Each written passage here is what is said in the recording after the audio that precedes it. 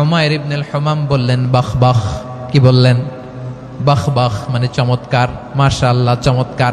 আমরা ইদানিংকালে চমৎকার কিছু দেখলে ইংরেজিতে বলে ফেলি না ওয়াও ওয়াও, বাহ বাহ, মাশাআল্লাহ। বিশ্বনবী বললেন মা ইয়াহমিলুকা আলা কওলিকা বাহ বাহ ইয়া উমাইর।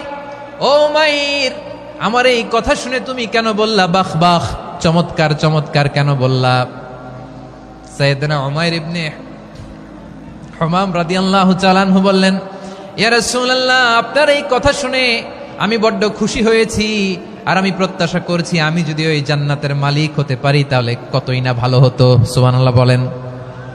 বিশ্বনবী বললেন ছোট এই জান্নাতের দিকে, যে জান্নাত আকাশ জমিন বিস্তৃত। আপনার এই চমৎকার মুখনিসৃত কথা শুনে আমার হৃদয়ের মধ্যে জান্নাতি হওয়ার বাসনা জেগে উঠলো, এজন্য বলেছি বাহ বাহ, আমি যদি ওই জান্নাতে যেতে পারতাম কতই না ভালো হতো। উমাইরের কথা শুনে বিশ্বনবী বললেন ঠিক আছে উমাইর, জান্নাতে ঢোকার জন্য, এই জান্নাতের অধিবাসী হওয়ার জন্য যেহেতু তোমার এত আকাঙ্ক্ষা, আমি বলে দিলাম আনতা মিন আহলিহা, তুমি আল্লাহর ওই জান্নাতের অধিবাসী হবা। যাও উমাইর, তুমি ওই জান্নাতের অধিবাসী।